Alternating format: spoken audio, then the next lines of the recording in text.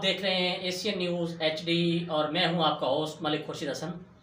علاقائی خبروں میں رخ کر رہے ہیں۔ لاہور سے نمائندہ ایشین نیوز عمران جویا کی رپورٹ کے مطابق صاحبزادہ سلطان احمد علی صاحب نے نیشنل کانفرنس رحمت للعالمین صلی اللہ علیہ وآلہ وسلم کے اجلاس میں شرکت کی، جس کی صدارت وزیر اعظم پاکستان عمران خان کر رہے تھے۔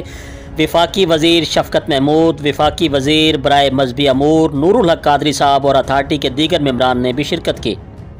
تفصیلات کے مطابق صاحبزادہ سلطان احمد علی صاحب نے لاہور میں قومی مشاورتی اجلاس بلائے بیداری امت سے خطاب کیا اور کہا کہ صلح میں خیر ہے اور ہمارا مذہب ہمیں امن کا درس دیتا ہے۔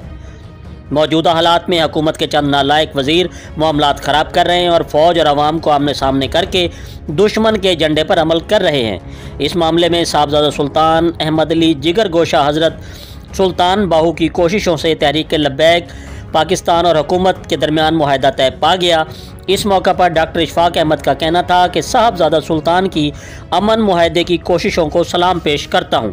موجودہ صورتحال میں مثبت فکری کردار ادا کرنے پر وزیر خارجہ پاکستان شاہ محمود قریشی کا صاحبزادہ سلطان احمد علی کو اظہار تشکر۔